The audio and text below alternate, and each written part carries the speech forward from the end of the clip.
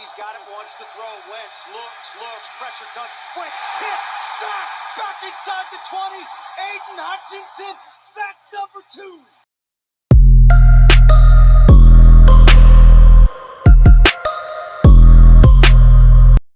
What's going on, guys? Welcome back to another episode of The Big D, where we talk all things Detroit sports. Ben, coming off Christmas, how was it? It was good, man. It was good. Got me a new golf bag. I'm ready to go golfing next week. All that Since I'm in Alabama, to shoot 25 over. Golfing. Dude, I'll be happy if I shoot 25 over. If I shoot under 100, it's a good year, man. Let me tell you. Ben's breaking 100 this year. That's the goal. The goal is really to break 85 this year. That's my personal goal. I want to go under 18 over. Okay. So bogey golf. Yes, I want to go under bogey. That's a good goal, bogey golf. I like that. For how I golfed at the end of the season, yes. Yeah, well, I just got a bunch of kitchen appliances for Christmas, so nice. I'm getting old. Hey, that's not a bad thing. I'm getting old, man. I'm getting real old. I mean, I got a golf bag. A lot of people would consider a lot of golfers old. Yeah. Kitchen appliances, though, that's like double old. Never mind. You know what? Fair enough. That's like mature old. You're like immature old. Okay. Can't deny it. All right. Are we hopping into pick'ems or are we saving that for later? We'll hop into pick'ems right now. All right. Let's go to pick'ems, baby. Welcome back, everybody, to Week 17 NFL pick'ems. Currently, the records stand. Caleb was 78-56. I'm at 80-54, still 2 points ahead. Both of us went 8-8 last week, so even week all around. Gotta love it. Gotta love staying in the league. In the lead. Gotta love it, You're man. gonna be out of the league soon. It's great. Nah, never. Even though this is my second week since we've been doing this that I'm in the lead, never will I be out of this lead. He's too cocky. Way too cocky. I'm winning now, so I just got to get cocky. Well, we're going to go quick with this pick'ems.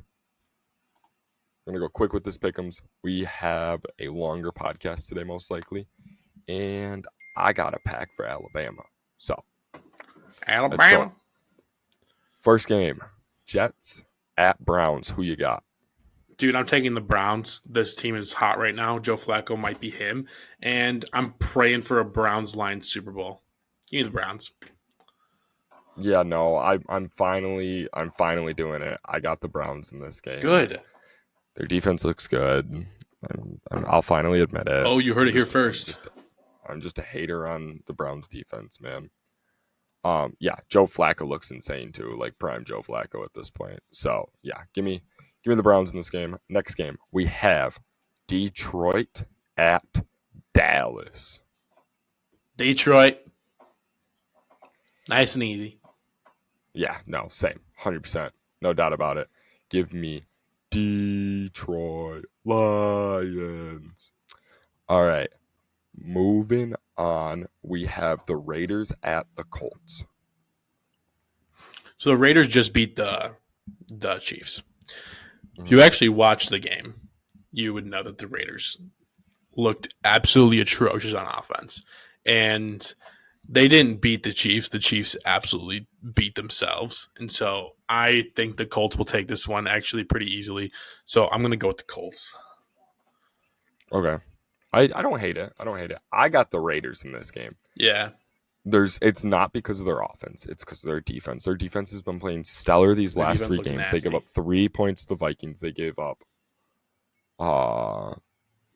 3, 7, 10. One of those numbers to the Chargers. I don't remember what the final score of that game was. I don't remember either. And they only gave up, 17 to the Chiefs, 13 to the Chiefs? I don't remember what that was either. All I know is they beat the Chiefs. The defense has been looking good. 14. So yeah, give me the Raiders. Moving on, though. We got the Falcons at the Bears. Who you got? All right. This one was a tougher one for me just because both these teams I pick a lot, I feel like. But this week, I think just because they're at home, I'm going to take the Bears. Okay. No, really. No I really got point. Just I think they've been hot, so I'm going to take them. Yeah, no, I got the Falcons in this game. I think this Falcons team is finally finding it, kind of, maybe just a tiny incy little bit. And dude, if the Falcons use their weapons, I think they easily win this game. So I'm taking the Falcons. Next game, Panthers at Jags. I obviously am taking the Panthers here because, dude, it's happened all year. And I just know at this point, right? If I were to not pick the Panthers and they were to win, I would probably never recover. So I'm taking the Panthers. Yeah, no, I got the Panthers in this game too, man. I'm doing it for the same reason. They looked good take last them. week. They had We like take what them every 30 week. something points last week. 30 points They last dropped week. 30 points on the Packers last week. So, yeah. But nope, got the Panthers. Maybe it's clicking. Let's go. Roll Carolina. Moving Roll Carolina. Moving on though. We have the Saints at the Bucks, man. Anybody who watches this knows I literally can't stand the Bucks and I hate picking them, so I'm picking the Saints here, and that's a pretty obvious pick for me. Yeah, no, I got the Saints in this game too. I don't think the Saints team is horrible, and No, their defense is good. Division rival. Here we go. Give me the Saints, man. Both fighting for a playoff spot. Saints. Yeah, dude, that we don't need to talk about that NFC South. It's so bad. But speaking of a bad team, let's move on to the Arizona Cardinals at the Philadelphia Eagles. Can we focus one time? Nah, we don't know what that is whatever. on this podcast. Who are we picking? Cardinals. Arizona Eagles? Cardinals Eagles. versus Eagles. Yeah, no. Eagles. Yeah, I don't think there's a doubt in my mind that we're not both taking Eagles here. So, could you imagine? Eagles. Moving on. 49ers at Commanders. Give me the 49ers in this game. Bounce back week. They have to win if they want to keep one of the top seeds in the NFC. So I think they know that. And they're playing one of the worst teams in the NFL right now, who just announced that Jacoby Brissett will be starting for them, which actually makes me want to pick them a little bit more, but I'm still taking the 49ers. There's no way they lose this game versus the Commanders. If they do, their season's chalked. Yeah, no, I got the 49ers in the game too. Again, a bounce back week. Man, do I really want the Commanders to win, but I just don't see it happening. So give me the Niners. Moving on though, we got the LA Rams at the New York Giants. I'm taking the Rams in this game. One of the hottest teams in the NFL right now. Stafford's one of the best QBs right now after his injury coming back. I think that this is a scary team going into the playoffs, and as a Lions fan, I would be kind of scared playing them first round. But I think they do win this week against a Giants team who is plummeting, doesn't know their identity, doesn't know who their starting quarterback is. Well, they do. It's Tyrod Taylor now, but still, too many changes to be successful. So I'm going to take the Rams. Yeah, no, I got the Rams in this game. Rams have been hot. Matthew Stafford's looking good once again. The Giants look like awful, like they always have. They don't have Eli anymore, so they look awful. They don't anymore. They literally they've had a quarterback crisis since Eli Manning left, and guess what? It hasn't changed. So yeah, give me the Rams in this game by a huge margin, I would say. Moving on though, Patriots at the Bills. Patriots coming off a win against the Broncos, so it doesn't really count. So I am taking the Bills here, who are also one of the hottest teams in the AFC. What an insane last 2/3 of the season for the Bills. What an insane turnaround that they're having right now. 2-4 or 2-5 at one point.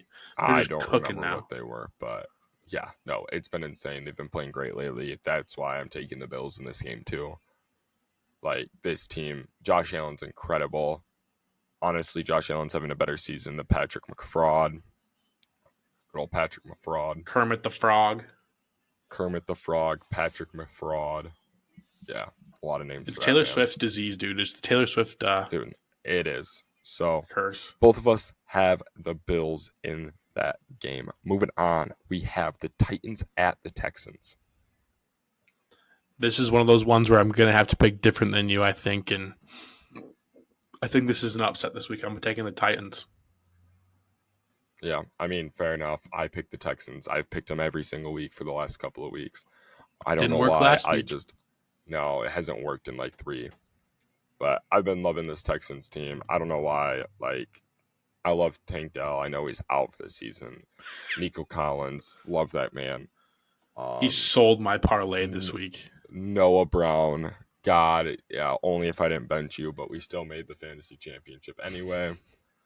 I think CJ Stroud might be coming. I don't remember CJ Stroud's injury. He could be out for the season. I was actually typing that in right now.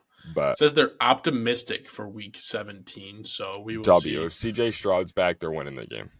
They don't have their That's all I'm current saying. injury reports up today yet. The Lions did, but the Texans don't yet. So Okay. we'll see. But moving on. Don't we matter to have me. The Dolphins at the Ravens. Who do you got? This is a very intense AFC game here. 11-4 Dolphins against the 12-3 Ravens. I am going to take the Ravens at home in this one. I just don't see this Ravens team losing another game the rest of the season. I think that they're probably going to the Super Bowl at this point. They're just clicking on all cylinders, man. Lamar's going to win MVP. It's just they absolutely embarrassed the 49ers last week. And I just, at this point, I don't think that there's a question who the AFC favorite is right now, and they're going to prove it again. Give me the Ravens. No. I got the Ravens too in this game. After watching that 49ers Ravens game on Christmas Day, this Ravens team might win it all. This Ravens team is very, very good. Like, I didn't see a single part of their game where they need to improve on. I mean, maybe running the ball a little bit better with their running backs, but honestly, that wasn't bad either. Like, I don't know. This Ravens team is very, very good. I don't see them losing another regular season game, and who knows if they'll even lose in the playoffs. But moving on, we have the Steelers at the Seahawks. Give me the Steelers in this one. I'm pretty sure you're going to take the Seahawks, and I don't blame you at all, but I got to be different. So I'm going to take the Steelers this week. Mason Rudolph looked hot last week. The whole Steelers team looked hot last week. I like they're on the uptick. They're fighting for a playoff spot still. And I seriously think that you can just chalk TJ Watt up for Defensive Player of the Year already. So, oh yeah, give me the Steelers in this one. Yeah, I did take the Seahawks in this game. I do love this Seahawks team. I just love the Seahawks in general. We'll see who's starting this week though, because they had Drew Lock starting last week. So we'll see if Drew Lock starts again or if it will be Geno. No, Geno started last week. No, Drew Lock started last week, and then I think Geno came in. Or is it this week Drew Lock is starting? Geno played all last week, but I know that Drew played the week before. Oh, then I'm off. I thought it was last week when Drew that was Monday Night Football against the Eagles where he won. That was Drew Lock. Last week was That's right. Geno. Okay. So Geno's this week, who knows? I think the Seahawks team is very good. I think they have offensive weapons. I think their defense, their cornerbacks are insane. So yeah, give me the Seahawks in this one. Moving on, we have the Bengals at the Chiefs. If the Chiefs don't want to be the embarrassment of the 2023 NFL season, they're going to win this game. So give me the Chiefs. Bengals are on the downtick now. I don't think they're going to win this AFC division that they're in. There's too much, I don't think that they're going to be able to compete with the Browns and the Steelers at this point. I think they're going to take last in their division. Give me the Chiefs in this one to kind of prove that. Yeah, no, I got the Chiefs in this game too. Jake Browning is no longer him, and the Chiefs need a win. If the Chiefs don't win this game, they are the laughing stock of the NFL this season. because of the expectations they had coming into the season. This But, AFC North division is unreal. The fact that the Bengals are in last and they're 8-7 is crazy. Honestly, I love Dan Campbell and everything at this point. But honestly, does the Cleveland head coach deserve Coach of the Year? He's had 5 different quarterbacks this year, including a washed-up Joe Flacco, who's not washed up at all, apparently. I think if they win out, I'd give it to Stefanski, honestly, at this point. If the Browns win out and the Lions he's actually not the game, favorite, though. Is Campbell the favorite, or is it Harbaugh? No, it's no. Coach of the Year. Shanahan? I don't feel like it. Who would be Coach of the Year favorite at this point? Like, I don't think McDaniel is either. I think it's Campbell. I think the last time I looked, it is Dan Campbell. Now. Oh, Steichen was the one who was last week, and now Dan Campbell is the favorite according to this random website. Yeah, he's the Colts head coach. D'Amico Ryans is in third, Shanahan fourth, McDaniel fifth, and Stefanski's in sixth with plus 1,200. That's crazy. Oh, that's odds as of December 20th, 2023. So I might just be better off checking the sports book. Whatever. I don't know. I think this Chiefs team obviously needs to win. So give me the Chiefs. The Chiefs. Moving on, we have the Chargers at the Broncos. Trevor Siemian versus Easton Stick, baby. This is the Charmin game of the week. Sorry. Forgot to this announce has that to one. be Charmin game of the week. Which is so crazy because 4 weeks ago, this would have been like a primetime game. Like, easily, one of the best games of the week. But now it's just absolutely miserable because you got 2 fourth-string quarterbacks in there. Give me the Broncos to win this one with Trevor Siemian.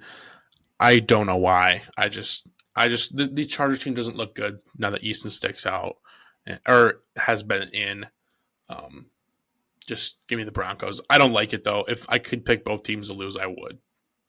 Yeah, no, I got the Broncos in this game, too. I don't like it either. I really don't. But if there's one defense I'm picking here, it's the Broncos defense. So that's why I'm taking the Broncos, because I trust their defense more than I trust the Chargers defense. So moving on, we have NFC North rivals. Packers at Vikings.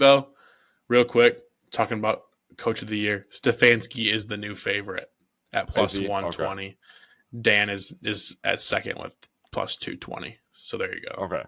All I'm saying is I think it should be Stefanski over Dan Campbell right now. Yeah, that's crazy. Unreal what he's doing over there. Sorry, last game, who was it? NFC North rivals, the Packers at the Vikings. You really think I'm picking the Packers? With no Jair Alexander? No. Give me the Vikings.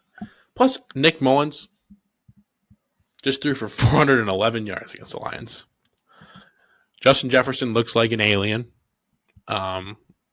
He might catch 200 yards. The Packers did just give up 30 points to the Panthers, too. Yep. With Jair. Now they don't have Jair. And you know what that means? You're picking the Packers, bro, I swear. That means they're going to be better. Green Bay is going to go in and beat the Vikings this week. I cannot Jordan Love's been looking good. For the Vikings to absolutely curb stomp the Packers this week. Honestly, this is my worst pick of the week. I really do think the Vikings are going to win. But, I don't know why I'm picking the Packers. I just have a feeling. I didn't want to. It's 2 NFC North teams. I hate them both. I'm taking the Packers this week over them. I hate the Vikings less.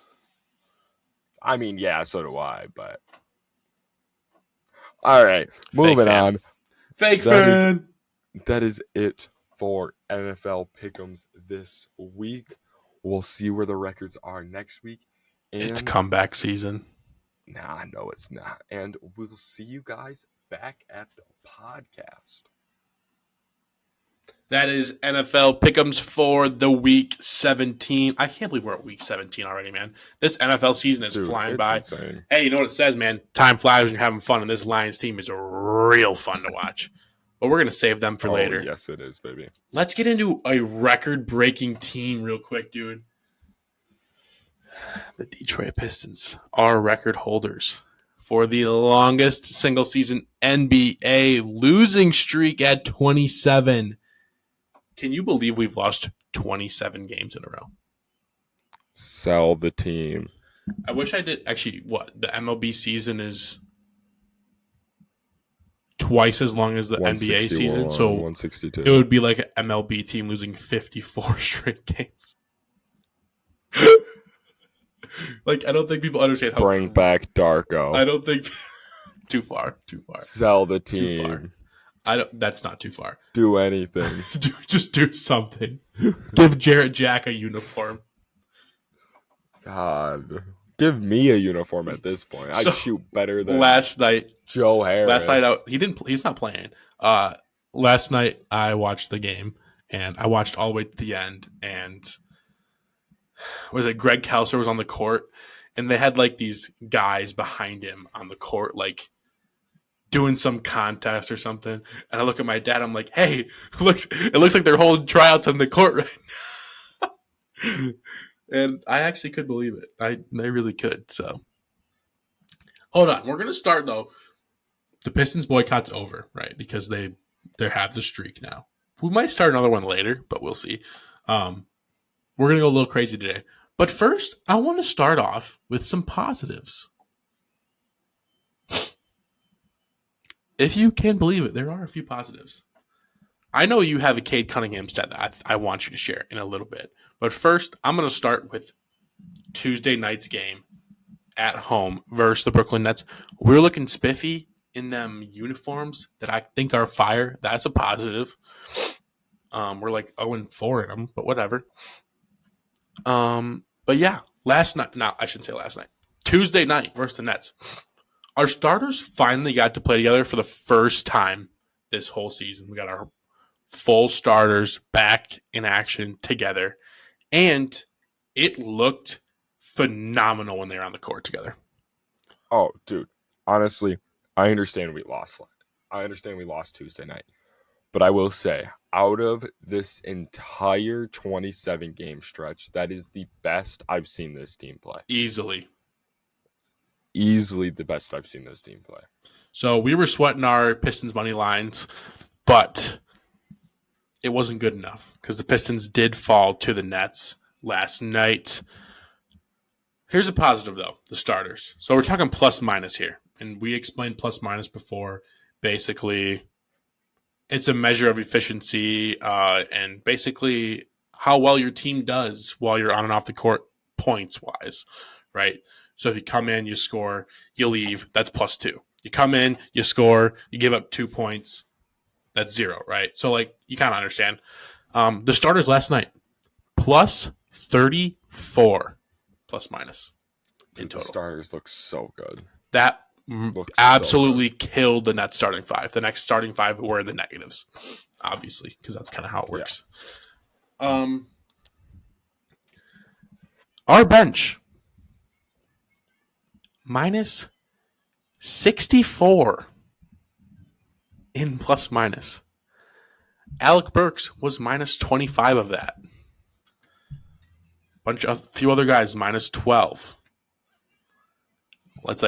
There's a drop off. It's like high school basketball, man. Your starting five out there are pretty solid, dude, then you hit the bench, and you're like, oh shit. Yeah. Our bench is a high school basketball team, while our starters are professional basketball. I might take Montverde Academy as our bench instead of what we got out there right now. Honestly, honestly, yeah. Yeah, Alec Burks. IMG Academy over it. Yeah, there you go. Alec Burks with -25. Wiseman, who is absolutely atrocious, and seriously, why does he have a uniform? My man had -12 in 12 minutes. His stat line includes 1 turnover, 0 points, 0 assists, 0 blocks, 0 steals, and 2 rebounds. You played for 12 minutes as a big man, and you got 2 rebounds? Yikes.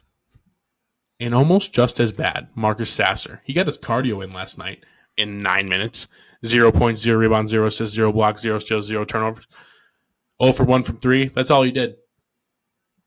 Whatever. He's a rookie. I don't expect as much. Man. And he's had a decent season so far. Wiseman, on the other hand, is absolutely atrocious, and I literally don't ever want to see him play again. Seriously, he's awful. And Ausar Thompson had the least minutes last night with 8 minutes and 30 seconds played. Is he that bad? No. Not at all. I think he takes Wiseman's minutes. Yeah. There's no reason for him not to. Playing more than Sasser, too. There's no reason for him not to play more than James Wiseman. You know what I think the Pistons need to do? Sell the team. Yes. Literally get somebody. Did you know? I saw the draft prospect we're tanking for. Oh. He's a 7-foot overseas guy. Do you know what his name is? Mm-mm. Darko. Okay. All right. Too soon. It's actually his brother. No, it's not. Too soon. Very too soon. Nah, it's Victor. It's Wemby. Trust. It's Wemby. You want to get to some more negatives? Here's some fun Pistons stats. So a few episodes. Wait, can I give a positive? Oh yeah. One positive about Cade Cunningham. Oh yeah. So far, the last 5 games, Cade Cunningham is number 3 in NBA scoring. Average points per game. He's averaging I don't remember the exact. It was 31.8. Joel's averaging over 40 in his last 5. Luke is averaging 35 in his last 5. And then who was right underneath him?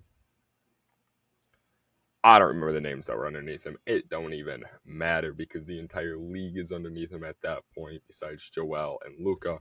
But yeah, Cade up there, top 5 in scoring the last 5 games played. So honestly, Cade's looking much better. The first half last night, I wanted to hurt this man. The second half, I fell in love with this man. He had 3 fouls in the first half, so he had to come out early. Yeah. And he did have 4 assists in the first half, I believe. So he was distributing. And honestly, the first half didn't look too bad for us. It's not like he didn't even really miss a lot of shots. He just didn't take any. And that's fine. No, I'd rather have him do that and be a distributor, sometimes. He didn't take much and didn't play a lot of minutes. Also, Cade played, I'm pretty sure, the entire second half. Or the last 22 minutes of the game. He played the whole second half. Was it the whole? Yeah, he played 24 minutes. The whole second half of that game. And honestly, he didn't slow down at all. This man was moving all around, doing good. Focus. Thank you. But yeah, I'm loving Cade. Just, can we give him some help, please? Can I get into some more negatives now? Take us in the negatives. All right. So a few episodes ago, before the boycott, I did some fun stats. It included Javi Baez, Matt Olson. I got a little non-Detroit. I'm going to stick to just Detroit with these stats today. So, eventually, you're going to go into what we think is actually going to be needed to fix the Pistons. But this week, I just want to rant and show how utterly stupid this losing streak is. And how, statistically significantly awful it is. So let's dive into some of my favorite metrics, random comparisons. All right. Remember, Pistons win percentage. They are 2-28 right now. That's 2 divided by 30. 2 wins out of 30 games. That's 6.7%. 6.7%. Spencer Torkelson is more likely to get an extra base hit in a plate appearance than the Pistons to win a game. And it's by a decent amount, too. That's a 9.6% chance. Almost 3% more. Sam Laporta. What a phenomenal season he's having. A little bit of an off game last week. It happens, bro. Whatever. Laporta is more likely in one of his receptions for it to be a touchdown than it is for the Pistons to win a game this year. That's a 12. He has a 12% chance. So that's almost double. Forget reception, though. Every time Sam Laporta is targeted, there's a higher chance it's the touchdown. Targeted. 8.9% chance that happens. That's more than a Pistons win this season. And finally, what Detroit team am I missing? Oh, yeah. The Red Wings, who are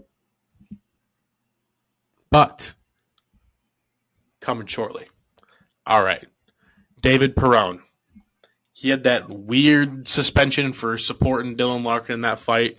We love David Perron. Shout out. Think he's going to have a good year this year. He's the most penalized Red Wing on the roster with 33 penalty minutes this season. Yep. He's played 28 games this year and averaging 14.47 minutes per game on ice. That means it is more likely that when you turn on the Red Wings game, David Perron is in the penalty box if he's active. There's more chance that you will see him in the penalty box than you turn on Pistons live at the end and see that box score at us favored. I love the Pistons team, dude. I give up, man. Sell the team. I love this team. Just sell it. There's an 8% chance you see David Perron in the penalty box when he's playing than the Pistons. Or 8 point. Yeah, whatever. Pistons are at, 6.7, like I said. So, there's that. Just going to rock with 3 this week. Maybe we'll get more later in the year. Whatever. It's kind of fun for me. It helps ease the pain. Dude. What do you got for me, dude? I got nothing. That's all I got. Man. Dude, I wonder, okay, one thing is if you look at, there's no way it's there yet. But if you were to look at the Lions' preseason odds to win the NFC, or to win the Super Bowl, or the NFC, like, just to make it to the Super Bowl, I'm wondering if that was higher than the Pistons' win percentage right now. I really do. That might be an interesting one to look at next week. I mean, if you go based off of like how many teams there are and stuff like that, I'm sure that they're higher in that situation. But like, yeah. I still gotta find that sports book that's giving out lines that you can actually bet on the Pistons not making or not getting a win the rest of the year. No, I gotta figure out which sports book that is. Stupid. Why are you gonna place a bet? No.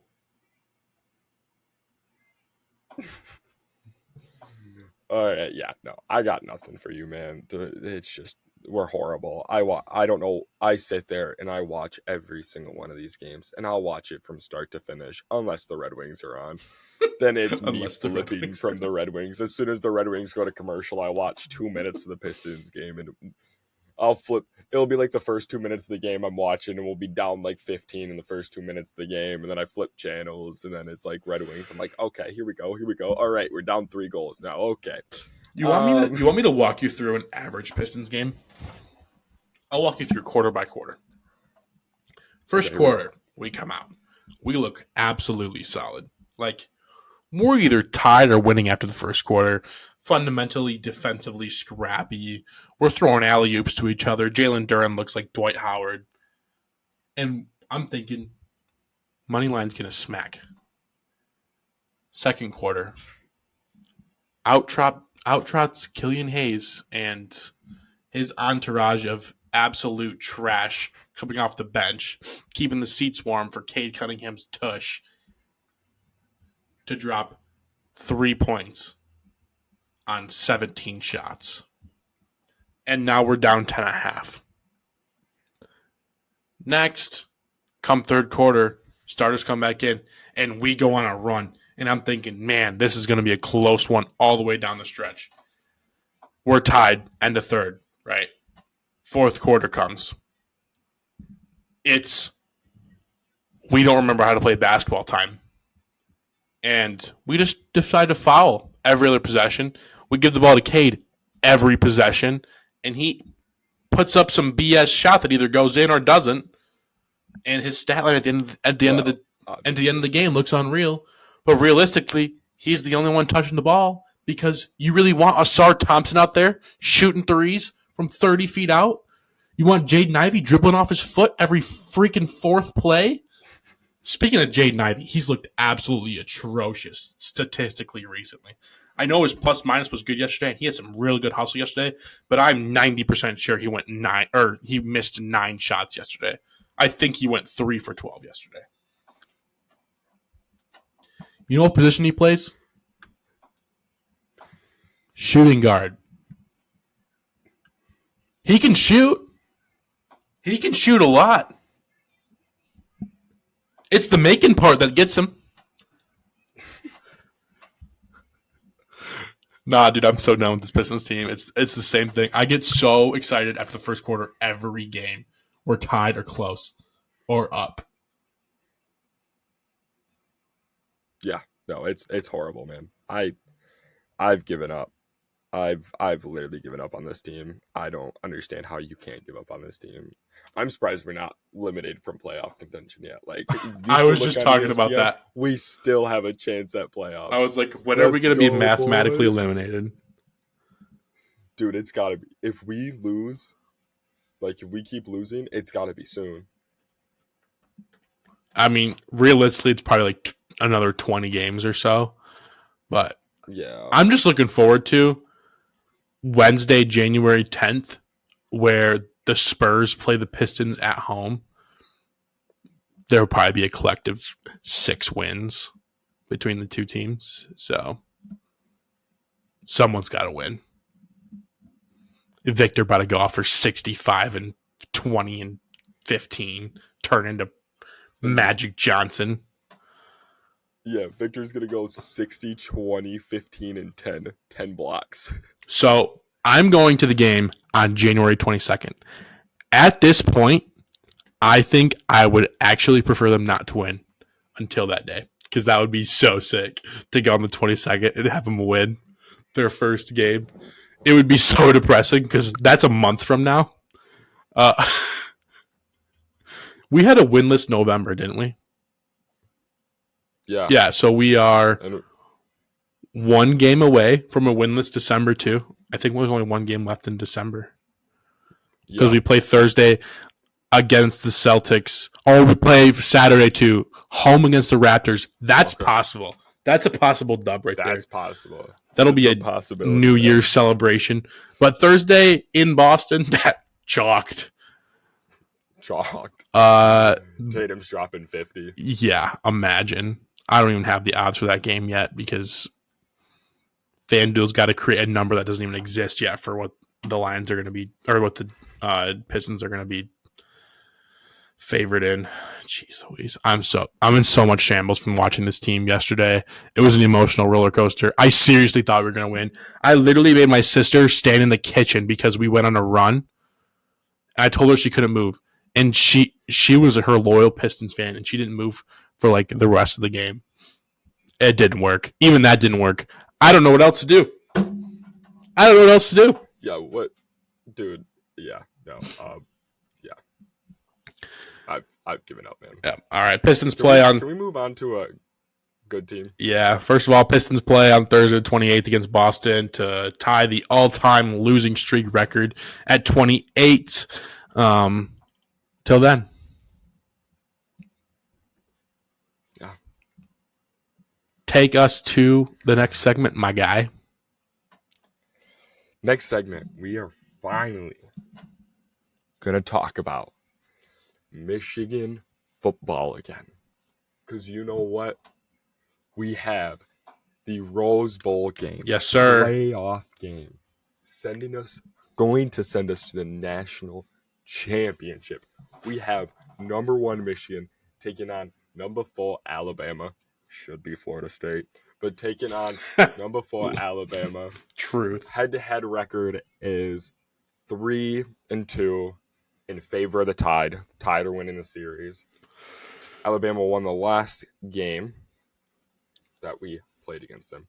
I don't got much for you guys. I'm just going to take you in some team rankings on U of M's offense, Alabama's offense, and their defenses. So, U of M in pass yards, we are 72nd. We average 218.8 yards per game passing. Alabama, they are 64th with 225.9 yards per game passing. Defensively for the pass yards, Michigan is second with 152.6 yards per game allowed. Dogs. Alabama, they're 27th, 195.6 passing yards allowed per game. So, a lot worse than us. True. Moving on to rush yards. Michigan is 57th in rush yards per game with 161.9 per game. Alabama is 59th with 160.8 rushing yards per game. Defensively, Michigan, we're 6th, allowing 87.1 rushing yards per game. Alabama is 29th. They're allowing 124.4 rushing yards per game. On to points per game. Michigan is currently sitting at 12th with 36.7 points scored per game. Alabama sits at 27th with 32.5 points per game. Defensively, Michigan is first with 9.5 points per game allowed. 9.5. I wonder where Iowa's at. I don't know where they're at. Also, Michigan is first in third quarter too. I think we have allowed a total of like 10 third quarter points this year. Maybe a little bit more than that. Honestly, don't know. But yeah, it's literally like 0.2 points allowed in the third quarter. Nice. Nah, it's higher. It's Gotta be higher than that. It's 1. I don't know where my math was, but that's why I'm not in college, folks. Alabama, they're 16th with 19.1 points per game allowed. So some key takeaways I have from these stats is Michigan has the better defense, but Alabama looks to have the better offense. Not by much, but they pass better than us, we run better than them. So like it's hard to say. Michigan comes into this game 1.5 point favorites as of now, according to ESPN. I do think that's a good line because I think this is going to be a close game. I think Michigan can squeak it out, but I could also see Alabama winning a blowout. And the reason for that is Big Ten versus SEC is always hard to analyze because they are two completely different conferences that could play completely different from each other. Mm-hmm. You got the Big Ten that's ground and pound, bigger guys, not as much speed, just going like running down the field. Then you got the SEC. It's speed and speed and speed. You got this SEC team where they're really good. This Alabama team has been hot. So is this Michigan team, obviously, though. But I don't know. And yes, I will be in Alabama for this game. But let me tell you, I will be talking the most trash I've ever talked during a college football game to every single Alabama fan that I see. And that includes Ohio State versus Michigan because we own them now. I need you to be wearing Michigan stuff every single day you're there. Dude, I'm gonna try. Probably won't happen, but I'm gonna paint a big block M. There you go. Forehead on my chest. Oh, on my forehead? Yeah.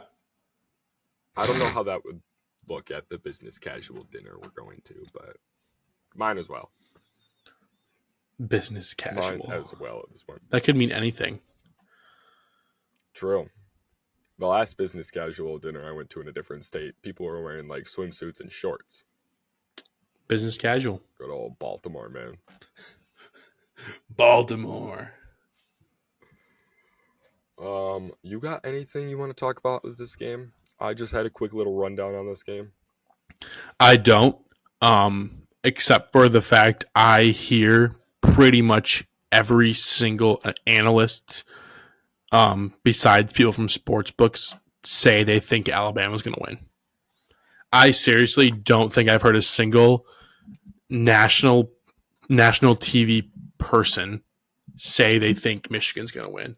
And I don't know if that's because the whole scandal thing, they just don't want to be involved in that. They don't want to take that hate. Or they genuinely think Alabama's going to win just because of the history. I did hear someone say today they trust Saban over Harbaugh in big games, and I think that's probably the consensus for everybody and why they're picking Alabama. But this is a different Michigan team, man. This is a team that's faced a ton of adversity and has just never taken a step back. No, this team, this is the year, in my opinion. This is the year that needs to happen. And honestly, at this point in time, we don't know any Michigan players that are, like, obviously Corum's leaving because it's his last year. Roman Wilson, it's his last year. He has to leave. Besides, like, the guys that have to leave, I don't know any Michigan players that are leaving right now. Like, J.J. McCarthy hasn't said anything. Nobody has said anything. I understand we're still playing. We have bowl games, so they can't go to the draft. Like, they can't enter the draft yet. Mm-hmm. But at this point in time, we don't know any Michigan. So, like, we could have most of this team back next year. You never know. So, I'm hyped, man. Let's beat Alabama. Let's have a good podcast on. Whenever we post it, it's going to be tough with my schedule. Yeah. Whenever probably going to do one next week again. Have a we'll see. Good podcast. After the Lions beat the Cowboys, Michigan beats Alabama, the Pistons get their first win. The Red Wings go on a streak. Let's go. But will you take us into a team that I just talked about with the Lions? Dude, I would love to talk about the Lions. Genuinely don't know how depressed I would be if the Lions were also losing with everybody else. We literally just sacrificed the Lions season or the Pistons season for the Lions this year. And I'm okay with it. It's more fun this way, right? Yeah. Yeah. 100%. So yeah, over the weekend, the Lions beat the Vikings in dramatic fashion. Sunday afternoon, 30-24, came down to the wire. I was a bit nervous for a second, and our safeties came in clutch, and we're gonna shout those guys out in a little bit. The offense came to play, right? Our top dogs and Gibbs and Sun God both had incredible days, as they always do. Amon-Ra, 12 receptions for 106 yards and a touchdown. When is he going to be in the top 5 conversation?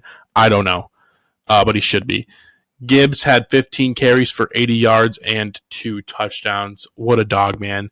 A little sad we couldn't get Laporta involved, but, that happens, and we got the win, right? So we can't really complain at this point in the season.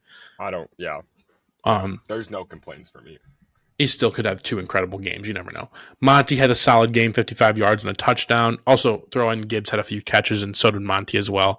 But also, both running backs with those 2 games are both on pace for 1,000 rushing yards this season now. Also, quick shout out to Jared Goff, looking like himself again, going 30 for 40 for 257 and a touchdown. Just a solid game out of Jared. That's exactly what we need the rest of the year, is over 250 with a touchdown or 2 in there and no turnovers. That's the winning formula for us on offense this year. Yeah. What'd you say? Sorry, what'd you say? I said I would have taken 2 touchdowns. Yeah, Ben. Sam Laporta catching one of them. Yeah, I would have taken that too. But that's the winning formula this year, right? Is a good completion percentage with no turnovers, and that's honestly it. Don't care about yards, touchdowns, whatever. It. Yeah. Just a consistent offense. There's really not many bad things to point out here at all on offense. You score 30 points, you're probably going to win, and that's the case. Defensively. Wait, timeout. Real quick. Can we talk about something that you haven't even brought up yet with this Lions team?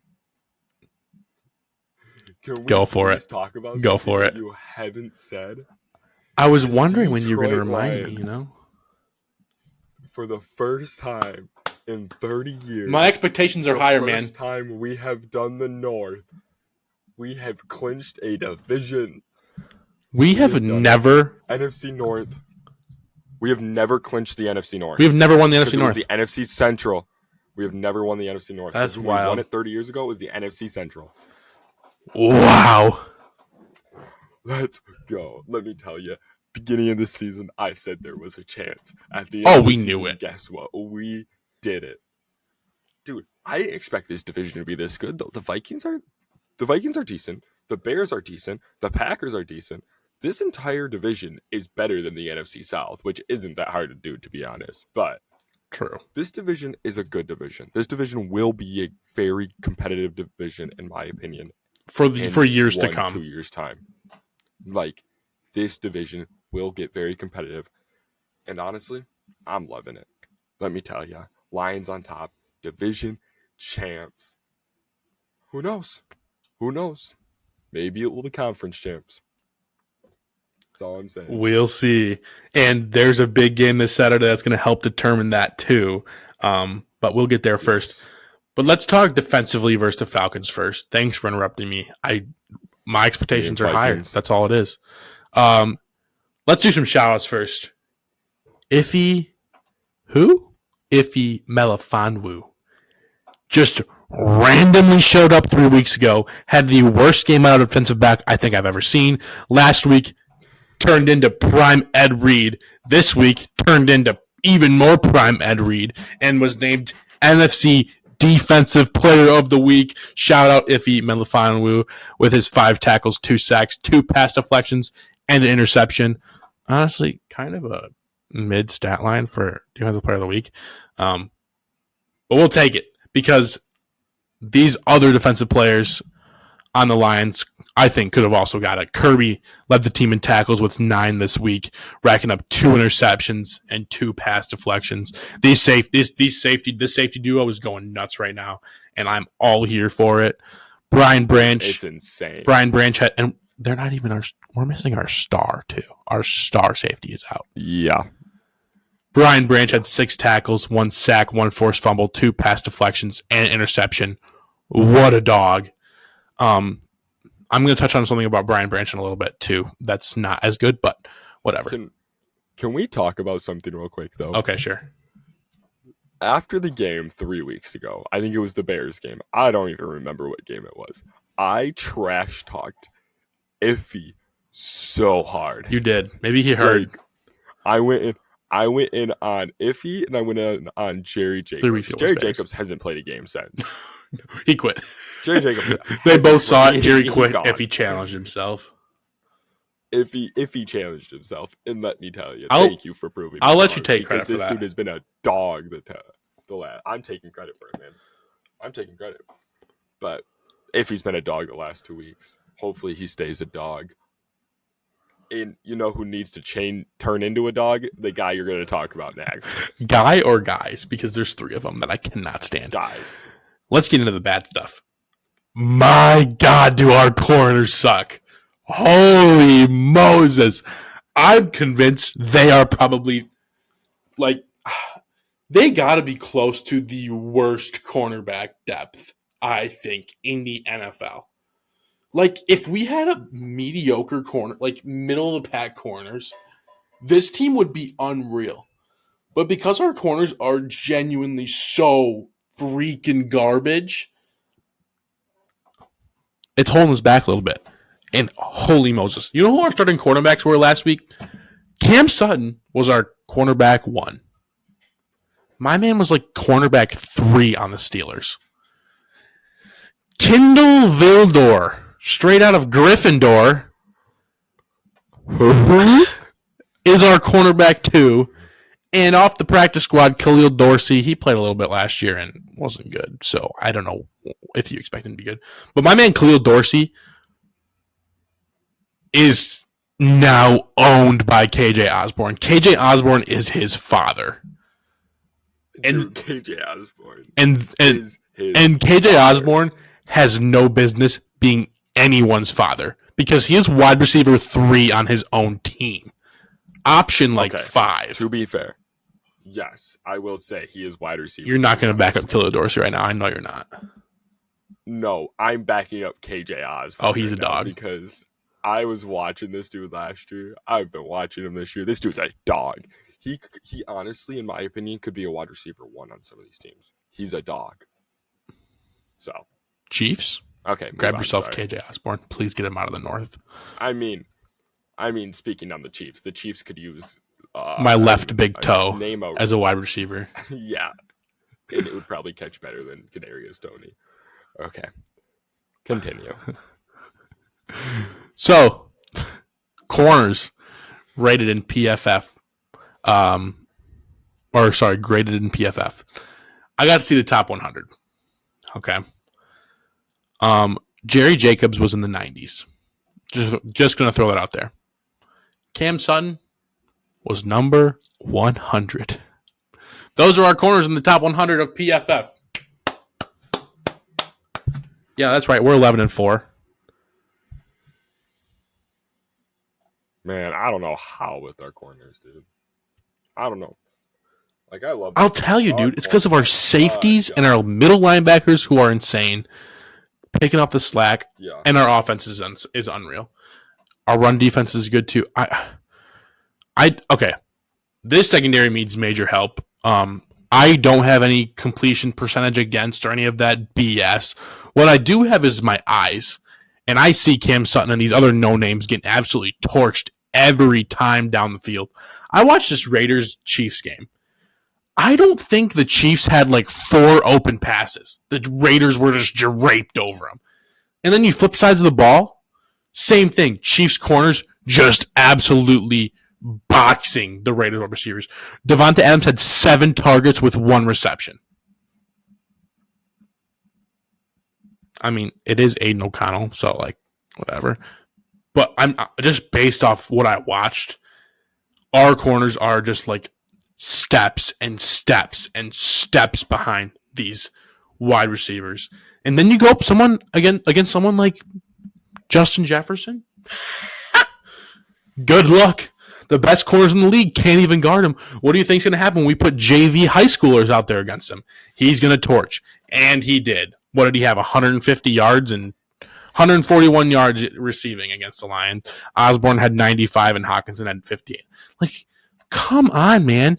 And you know who the quarterback was? Nick Mullins. Nick Mullins threw for 411 yards against us. Granted, we won, and I'm very appreciative we won because our offense is phenomenal and our red zone defense is actually pretty freaking good too. But we are giving these teams, good teams, the blueprint for how to beat us. Amari Cooper, if the Browns played us right now, Amari Cooper might go for 700 yards in one game. It might look like me and Madden 2012 just chucking up streaks to Deshaun Jackson every play, getting them 800 yards a game. Joe Flacco was the quarterback, just ripping streaks to Deshaun Jackson because he's the fastest one out there.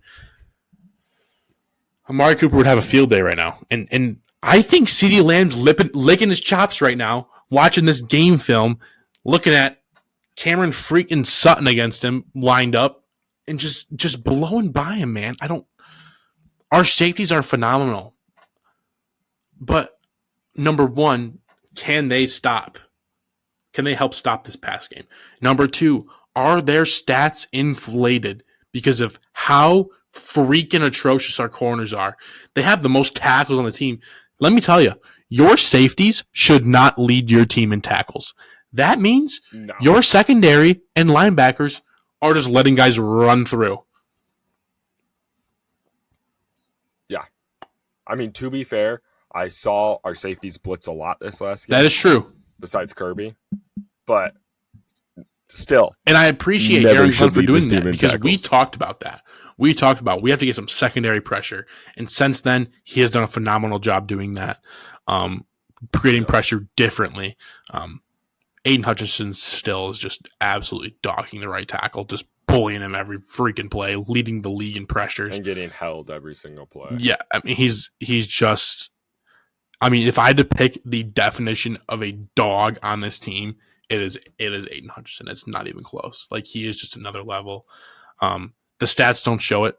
The sack stats, the tackle stats, the sheds don't. The biggest dog on this team is Sheila Ford. Sheila Ford is a dog. She- Nah, let's be real. It's Sheila She's a Ford dog. number 1, Dan Campbell number 2, and Aiden Hutchinson number 3. What about Brad Holmes? Where does he rank? 4. Okay, fair enough. Nah, Brad Holmes Fair can enough. be up there I too. like- That's yeah. fine. But seriously, Yeah, like no. we got to get some help in the secondary, man. I know it's too late now. I know our only hope pretty much is Jerry Jacobs and CJ Gardner-Johnson to come back. But is that really going to do enough? Is that going to do enough? Because right now we have 2 safeties that I'm absolutely in love with playing right now. We have another one coming back that's probably a top 5 safety in the league right now. Hasn't even played. And we have a veteran guy, who's been on the team for like 10 years that I would also like to see out there once in a while, and Tracy Walker. Okay, hear me out. How do we play right, all these hear me guys? out. Cam Sutton, number 1 corner. You're Brian wrong. Branch, You're wrong. number 2. CJ Gardner-Johnson, slot. Kirby Joseph, free safety. And Tracy and Iffy are like swapping from the strong safety part. Okay, I could see it. Or you switch CJ Gardner-Johnson into strong safety, and then Iffy and Tracy are like the slot corner type. I could see if he playing some corner. I don't know. I don't know what this. The answer is zone with pressure. That's the answer. It has to be. That's what this team's built for and built to do. And we can't be running man, dude. We just can't. We can't do that again with this team. Yeah. With our corners, I'm saying our linebackers keep up with tight ends. They do. They really do. Anzalone does a phenomenal job keeping up with tight ends. Safety do a phenomenal job picking up receivers in their zones and stuff. But our corners are absolutely atrocious, man. But yeah, this weekend, right? This Saturday, we play Dallas in Dallas. It's the only Saturday game. The NFL moved it, and it's going to be insane. I'm excited for it. It's a primetime game. It's the only game on that day. Everyone's going to be betting on it, talking about it all day. I'm so excited. This game has been circled on our calendars, and I'm sure many other Lions fans and even NFL fans on their calendars for like the past 2 months. Just looking at these are going to be the 2 of the top teams in the NFC, and it's going to come down to the wire with them playing in Week 17 this week. And this game for the Lions is a prove it or not game, right? This game right here will tell me if we have a chance to make a run in the playoffs or not, right? If we get blown out 40-10 and our corners do trash and Jared Goff throws for 17 turnovers, which it could happen, man. It could. We never know. Or we could hang in there and win this game 30-24, just like we did last week. I don't know. But Dallas is coming off a loss, which is going to give them a spark too. Real quick, get into some stats here on Dallas. They're 6th ranked offensively, 12th in the run, 6th in the pass. Defensively, they're 7th in yards and 5th in points, so very, very good defense. 19th ranked run D. That's key, I think, for us.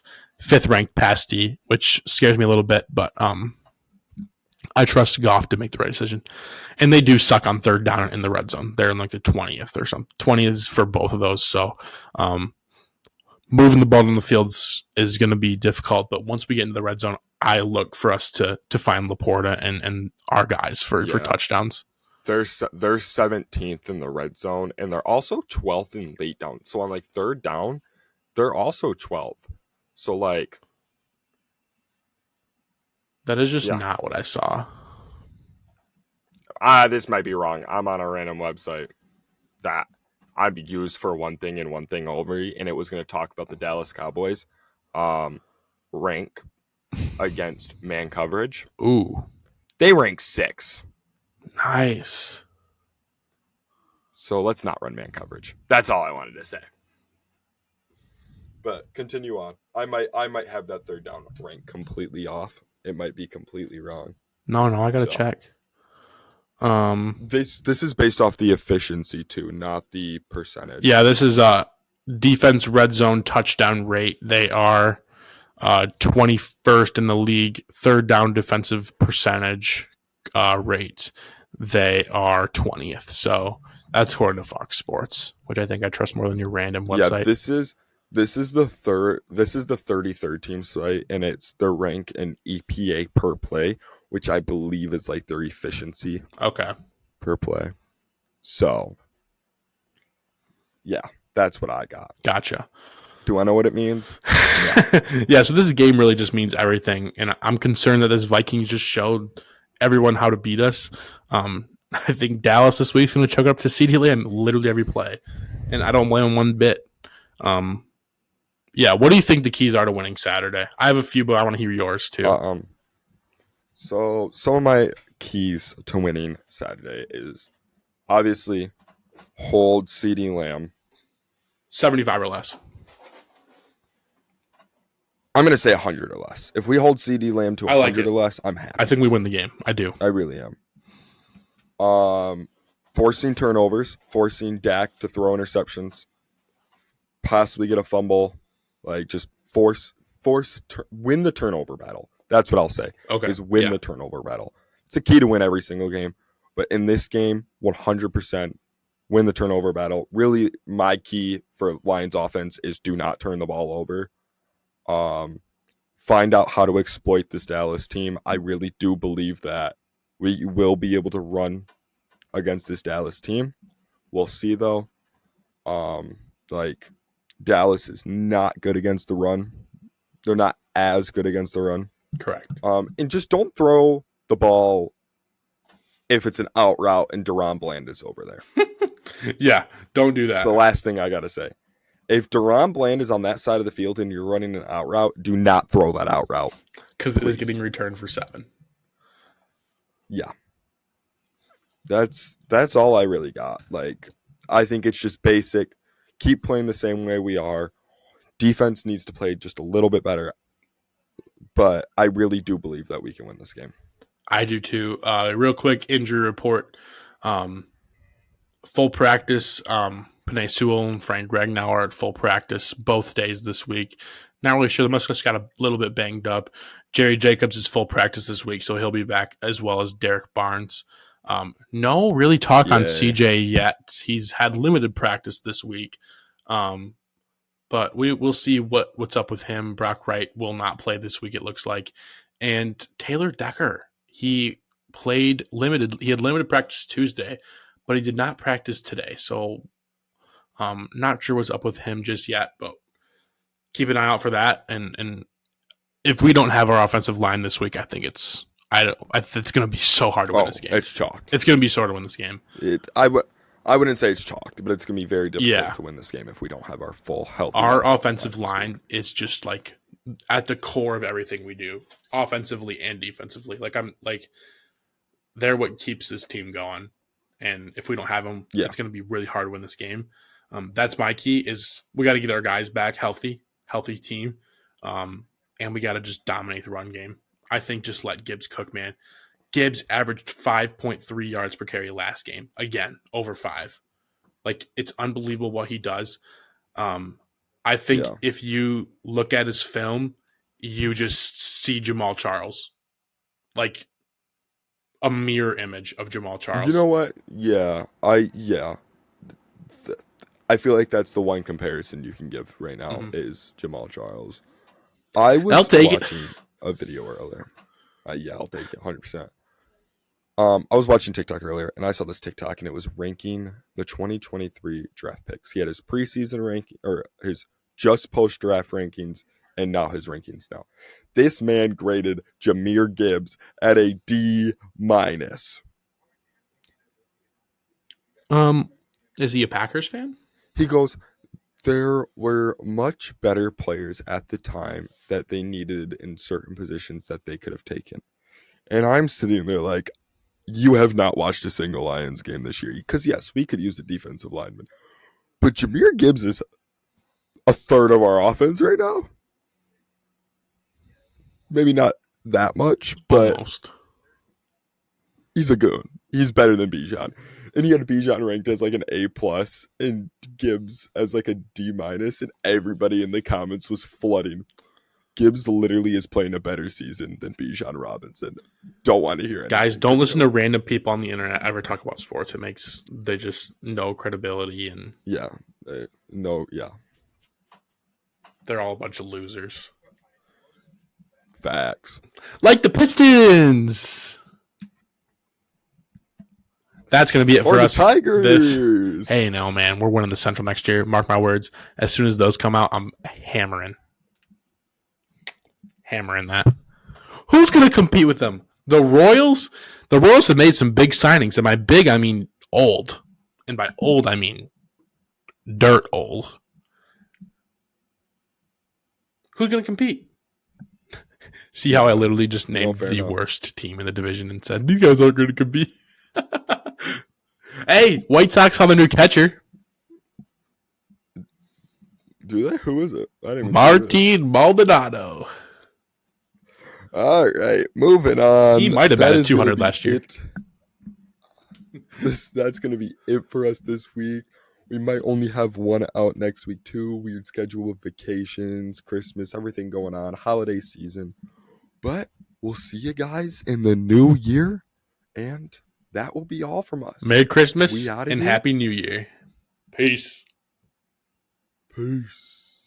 If you like this video, go ahead and hit that subscribe button and turn the notification bell on to never miss another video of ours. Check out our Instagram at motown.madness for daily posts and content all about Detroit sports.